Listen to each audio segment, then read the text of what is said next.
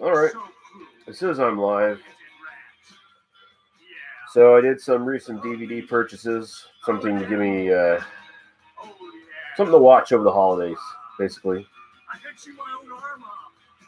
I'm going to turn this down a little bit so I can hear myself. Deadbolt playing in the background here. So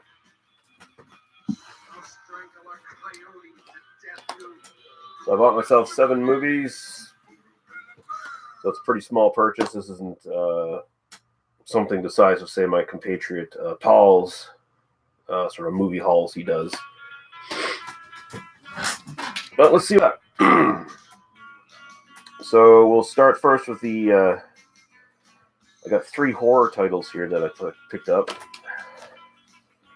So here's one from Mikel Suave. I think that's the way his name's pronounced.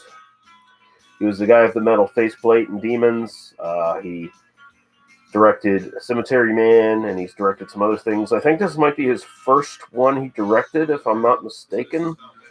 And it's presented by Dario Argento. You wouldn't know Suave directed this if you weren't paying too much attention to the credits, because Dario Argento's name is all over this fucking thing as a way of promoting it. It's kind of like what Guillermo del Toro does now with all of his buddies, where, hey, one of his buddies wants to put a movie out, Guillermo's going to produce it, and presented by Guillermo del Toro kind of thing. But, yeah, and this is from 1988. The Church. Pretty good. I think in some circles this was might have been remarketed as one of the Demons series, if I'm not mistaken. And I could see why, if that was the case, because it's very much like Demons in certain respects, where nothing really makes sense, and it's more just about gory set pieces than anything else, and getting a bunch of characters trapped in a place and having them basically just ripped apart by demonic forces and stuff. And there's some pretty good gore effects in this. There's a really good-looking demon creature that at one point rapes one of the poor women in this. It's pretty good. Pacing's really off on it, though. And, like, if you're coming to it for the story, you're going to be disappointed. This is very much all sort of atmosphere and gore. And on that, it was a success. Next up, probably my favorite movie of the year. This is probably pretty decisive. This is a movie where some people, they're just going to hate it. Some people absolutely love it. And there seems to be no real in-between. I've seen a few people in between, but for the most part, it's pretty polarizing. Mandy, I think it's great. I mean, some people complain, oh, it's too slow, it goes on for too long, there's no real story. Fuck you. That's all I have to say about that. Fuck you. You know what you're talking about. And finally, last horror movie, and this is one I've wanted in my collection for a while. Actually, I want a bunch of these movies in my collection. And by the way, we're now on the Kino Lorber releases. I went to their website and ordered a bunch of shit because a bunch of their stuff is just dirt cheap these days, at least on DVD. So I got all these next ones from the Kino Lorber website. And this is from the Mario Bava collection, Black Sunday with Barbara Steele. This was the one, this was sort of the game changer. This is the one that sort of bridged the gap between sort of gothic horror and some more modern takes on horror as far as Italian cinema goes. Pretty good. It's basically both a horror film and an art film in certain ways. And I mean, it's got Barbara Steele. Barbara Steele, super fucking hot. An excellent actress. So be checking that out. It's been a long time since I've seen that, and I think the last time I saw it was in really bad shape. Like, it was just some shitty version on VHS or something along those lines, if I remember correctly. And yeah, it'd be nice just to have an actual good version of it. Okay, so the next couple are Westerns. And these are all ones I haven't seen. So I just basically wanted to get these for my collection. And so the first one here is, it's got James Coburn, Telly Savalas, and Bud Spencer. And it's A Reason to Live, A Reason to Die. And it's a Civil War era sort of spaghetti western. Same guy who directed My Name is Nobody, I believe. Tonio Valeri, yeah. And I mean, he's got Bud Spencer. If you don't know who he is, well, you haven't watched enough spaghetti westerns. That's all I have to say. And I mean, you got James Coburn and Telly Savalas. Telly Savalas playing like a Confederate asshole, which is, well, it'll be interesting to see if he can pull it off, because Telly Savalas usually just comes in and plays Telly Savalas, and usually it works. It's kind of like Sean Connery in that regard. You just go with it. Next up, Charles Bronson film, Breakheart Pass. Apparently it's a mystery somewhat. It's a western and a mystery. I think most of it takes place on a train. And Bronson hanging off a fucking train and about to fall to his death, maybe. Yeah, what does it say here anyway? Well, it's got Ben Johnson in it. That's awesome. Jill Ireland, of course, because she was basically in everything Bronson did around this period.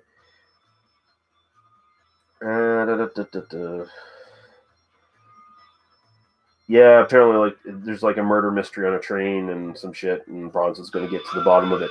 And you're going to find out who's murdering these people on this train, Tally. Awesome. I look forward to trying that out. And here's one with Thomas Millian, one of my favorites. And this is Face to Face.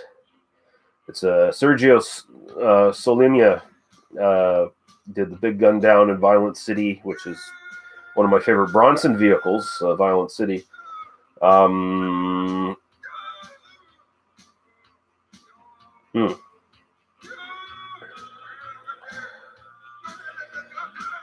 Apparently, this is, spaghetti western goodness from the sort of what I gather from the description here. It said it had Thomas Millian in it, so I immediately wanted to jump on it. And of course, it's got a Ennio Morricone score to it, so at least there's going to be something good in it, even if the movie ends up sucking ass. And finally, and this is just another Poliziotteschi, which I'm big on, another one of my favorite genres, sort of mostly Italian, but in general sort of European crime film from the 60s right up to the 80s. And this is Live Like a Cop, Die Like a Man. Great fucking title.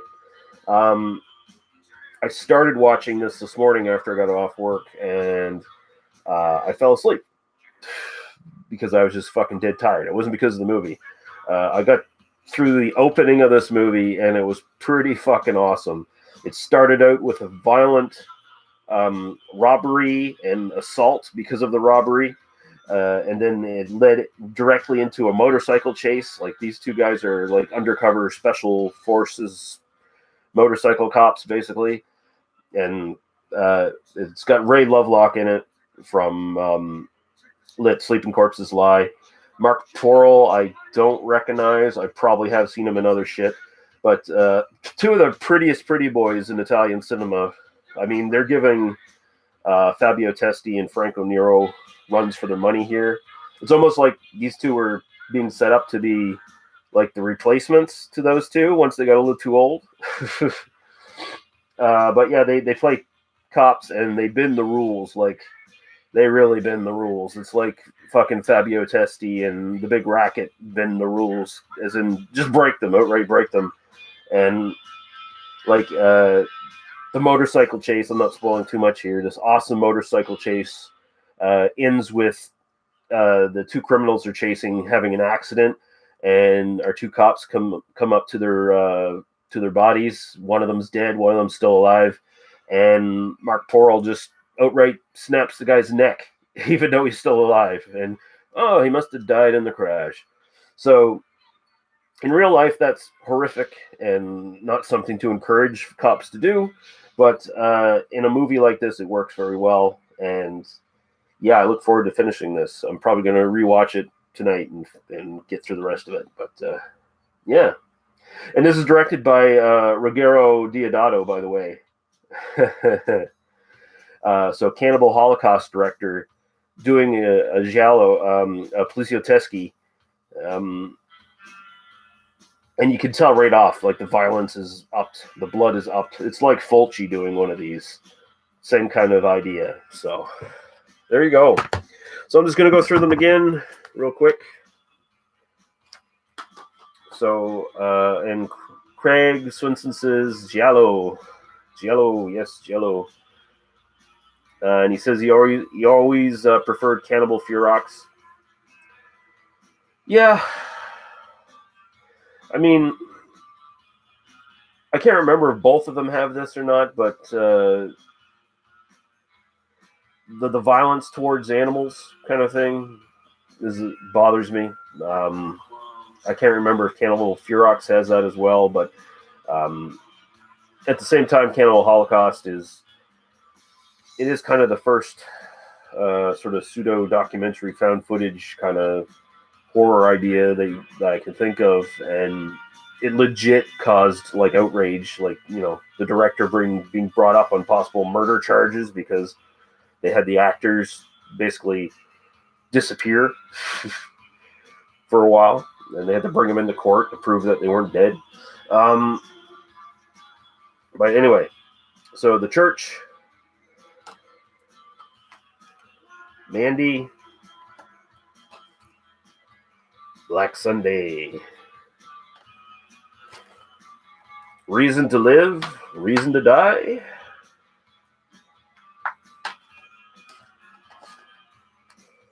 and then we have right here A Breakheart Pass, Face to Face, and Live Like a Cop, Die Like a Man. There we go. So thanks to anyone who was watching live. Thanks to anyone who watches afterwards. And have yourselves a good holiday season. Merry Christmas, all that jazz. And we'll see you when we see you. Bye-bye.